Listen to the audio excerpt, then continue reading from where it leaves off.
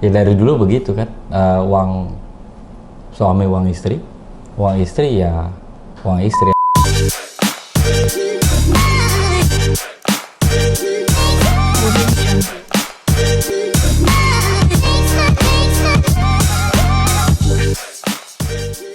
Hai teman-teman semua, kenalin aku Olivia Louis dan ini suami aku, Peter Tanoyo. Jadi ini adalah segmen baru di YouTube aku, nama segmennya adalah Obrolan Dapur. Nah di segmen ini aku akan selalu ngobrol sama suamiku terkait dengan isu-isu atau percakapan suami istri lah tentang yang terjadi di kehidupan kita. Di segmen pertama ini judulnya adalah uang suami, uang istri, uang istri, uang istri. Kayak gitu ya.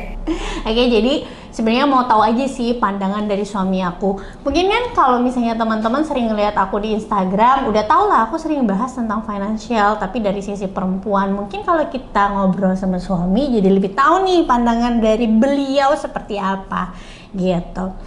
Jadi sayang, tegang banget.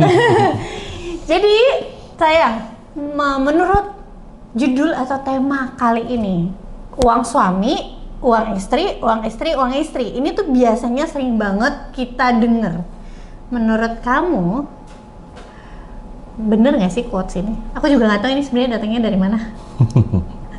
Ya dari dulu begitu kan, uang suami uang istri ya uang istri. Artinya kalau suami dapat uang ya harus nafkahin keluarganya. Kodratnya kan seperti itu. Istri yang cari kerja atau punya kerja dan dapat penghasilan ya itu bonusnya dia lah gitu ya. Terserah sih, maksudnya istrinya kadang mungkin bisa buat anak-anaknya atau mungkin buat dirinya sendiri gitu. Jadi ya memang kodratnya mungkin ya dari zaman dulu seperti itu kan. Jadi makanya mungkin keluar kata-kata itu kan, uang suami uang istri ya uang istri gitu kan. Tapi kalau kamu sendiri sebenarnya setuju nggak dengan itu? Enggak sih. Karena harusnya ya suami istri udah memutuskan jadi satu ya harusnya apapun yang didapat harus transparan satu sama lain. Semuanya saling terbuka gitu kan, pemasukannya berapa, lalu juga pengeluarannya juga harus sama-sama diatur kan. Jadi betul, maksudnya ada beberapa hal yang pokok suami harus penuhin, atau ya uang suami harus memenuhi atau menafkahi keluarganya gitu. Tapi uang istri ya kalau memang ada lebih dan bisa membantu suaminya atau untuk keluarga lah ya, untuk anak atau apapun itu, kenapa enggak gitu kan? Kan harusnya saling ya gitu ya harusnya. Tapi again ya mungkin porsinya aja yang berapa persen dialihkan buat sama-sama atau buat keluarga, berapa persen yang dipakai buat pribadi gitu. Itu kan tadi kamu ada singgung tentang transparan ya. Kalau kita sudah menikah namanya uang itu transparan. Tapi aku juga sering nih dengar kayak misalnya kalau suami ini udah transparan, bahkan banyak juga kan suami-suami tuh yang mereka itu gaji atau penghasilannya itu istrinya yang pegang gitu, keseluruhan gitu. Bahkan suaminya kayak dikasih uang bulanannya. Itu kan tergantung dari setiap keluarga ya. Tapi ada juga giliran istri yang punya pendapatan nih, dia nggak kasih tahu pendapatannya seberapa besar gitu. Jadi ya nggak tahu, mungkin karena mau takut diminta atau seperti apa. Kalau menurut kamu gimana? Ya itu masing-masing ya, maksudnya nggak bisa semuanya dipukul rata mana benar mana salah ya. Tergantung kondisi keluarganya lah. Maksudnya tergantung hubungannya seperti apa. Alasannya juga apa, mungkin nggak dikasih tahu apa karena memang nggak pernah ngobrol atau apa ya. Karena kan transparan ya karena komunikasi, karena pernah bicara, pernah ngobrol, atau pernah ya ada sesuatu jadinya men-trigger komunikasinya terjadi gitu soal uang ya gitu kan. Karena kan uang sensitif, tapi kan ya kalau udah jadi suami istri harusnya ada namanya intim kan, intimasi itu kan. Makanya tergantung sih, nggak bisa dijudge juga mana benar mana salah ya. Kadang mungkin ada juga istri-istri misalnya kayak mereka keep untuk kayak kalau misalnya ngelihat pasangannya mungkin tipikal yang nggak bisa nabung gitu ya. Jadi ya mereka pintar-pintar nabung sendiri, kalau misalnya ada apa-apa gitu tiba-tiba kejadian, jadinya paling nggak punya bumper nih si istrinya. Mungkin bisa juga seperti itu ya, yang ya bukan maksudnya nggak mau ngasih tahu suami penghasilannya berapa takut diminta gitu. Nah Kalau misalnya nih, tapi biasanya ya yang aku tahu kalau ibu-ibu itu, kadang kan kalau dikasih uang sama suaminya aja tuh apa-apa buat anak. Jadi apalagi kalau misalnya punya penghasilan itu biasanya larinya untuk anak-anak juga. Sama kan misalnya kayak aku. Aku kayak gitu nggak sih? Aku kayak gitu ya? Iya. Jangan iyalah iya. Aku kayak gitu nggak serius. Iya. Iya. Nah, itu kan kalau misalnya kalau kita nih hubungannya berdua, jadi kita tuh dulu awal menikah itu cuma suami yang single income kan, yang cuma cari uang. Nah, aku tuh posisinya aku ibu rumah tangga kayak 5 tahun ya kita gitu, karena kita 2015 menikah sampai 2020 aku baru punya penghasilan sendiri gitu. Walaupun tadinya sempet ya kayak buka usaha kecil-kecilan dimodalin suami, nggak pernah sukses karena kan punya anak gitu kan. Jadi di 2020 itu jadi content creator, baru di situ punya penghasilan. Nah, ketika punya penghasilan sendiri nih, kalau aku pribadi aku tipenya yang terbuka sama suami. Jadi aku selalu kasih tahu aku dapat dari brand apa aja, kok nilai kontraknya berapa, 1 bulan ini aku dapat berapa. Aku selalu kasih tahu dia gitu. Walaupun ya uang tersebut juga biasanya aku pakai misalnya untuk nambahin uang lesnya anak-anak. Suamiku tuh nggak pernah minta, orang yang nggak pernah kayak, oh kamu bantuin aku dong ini, nggak pernah. Itu semua kayak ide dari aku ya yang bayarin lesnya Charlotte misalnya ini bla bla kayak gitu. Nah itu kan ada yang kayak gitu, tapi suami nggak lepas nih tanggung jawabnya semenjak aku punya uang sendiri gitu. Dia tetap kasih aku uang bulanan seperti yang tadi Peter bilang, kayak ada hal-hal yang memang kebutuhan pokok itu tugasnya suami, misalnya bayar sekolah anak dan lain-lain, listrik. Nah itu masih semuanya di cover sama Peter, termasuk juga ya uang jajan lah ada.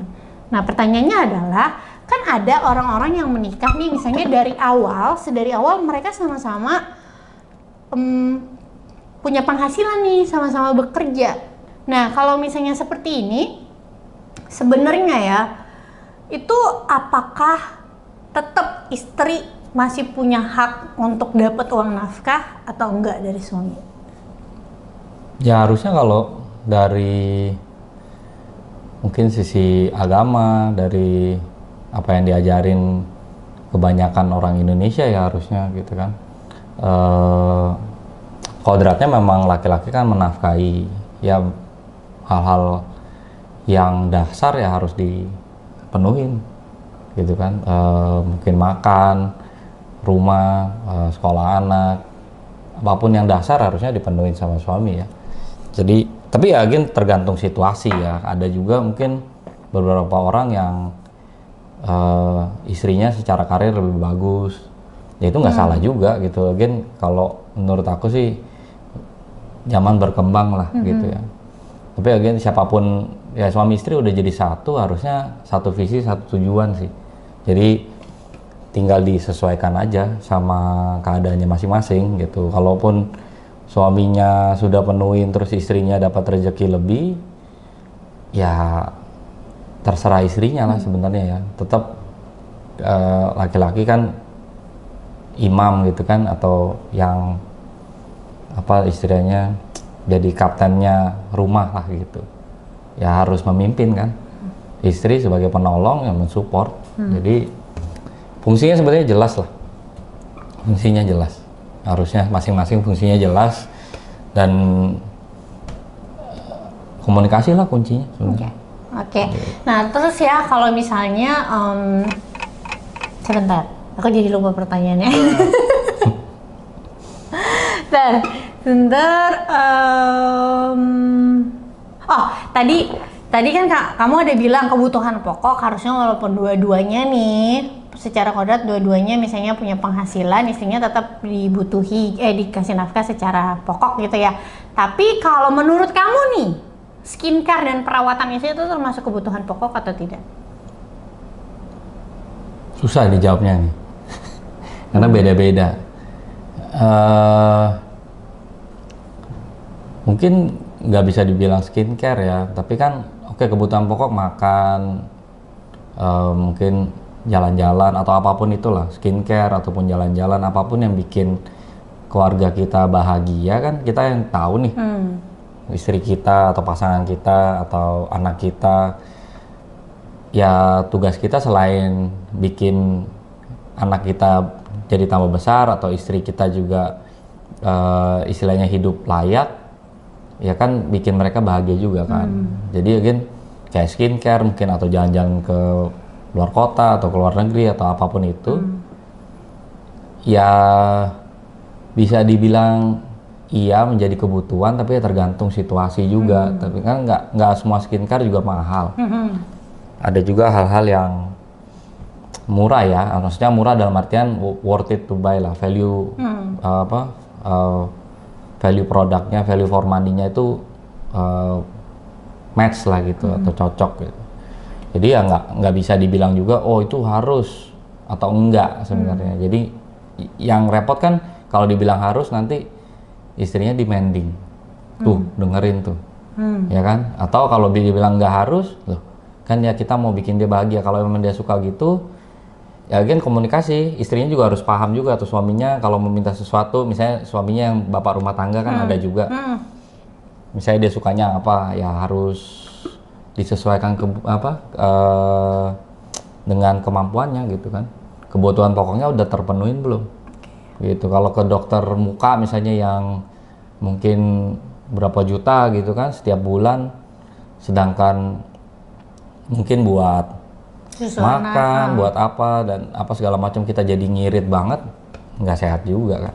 Jadi ya tergantung aja sih, tergantung kondisi sih. Jadi nggak bisa dibilang itu kebutuhan atau enggak, ya lihat aja gitu loh. Kalau misalnya itu memang jadi kebutuhan, ya coba cari jalan gimana dapat mungkin income tambahan atau gimana kan.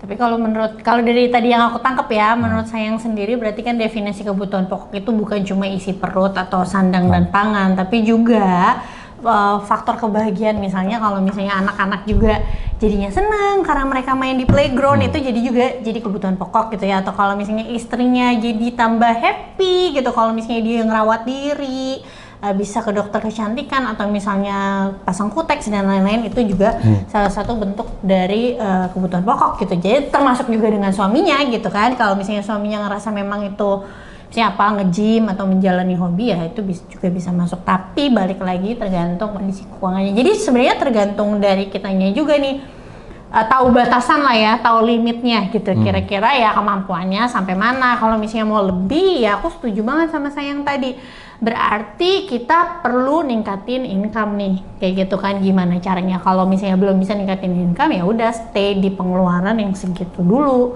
gitu. Oke, jadi kalau misalnya aku ambil kesimpulan, sebenarnya apakah duit suami, duit istri, kalau menurut suamiku tadi, kalau sekarang kita sudah menikah, harusnya kita saling bahu-membahu, transparan, udah nggak ada lagi uang suami, uang istri gitu. Walaupun tetap suami adalah bapak rumah tangga yang harus memenuhi kebutuhan pokok keluarganya, tapi tidak ada salahnya apabila istri mau membantu perekonomian keluarga. Justru misalnya nih, kalau kita punya mimpi atau goals nih berdua pasangan suami istri yang besar, kalau kita saling bantu-membantu ya, bergandengan tangan, pasti mencapai goals tersebutnya itu jadi makin cepat. Setuju nggak sayang? Ya kan? Misalnya nih kayak kita contoh, kita juga kan ya pengeluaran anak ada 2 segala macam. Pasti kan kita pikirannya, oh kayaknya kalau suami yang bagian ini, jadi yang happy-happynya bisa ke aku gitu. Oke, terima kasih untuk episode kali ini sayang. Sampai ketemu di episode berikutnya teman-teman. Semoga apa yang kita sampaikan ya bisa menjadi insight baru, pandangan baru. Tapi jangan sampai ya nuntut suami kalian yang ada di rumah, karena berbeda kondisi pasti beda juga kebutuhannya gitu ya. Sampai ketemu lagi di episode obrolan dapur selanjutnya. Bye.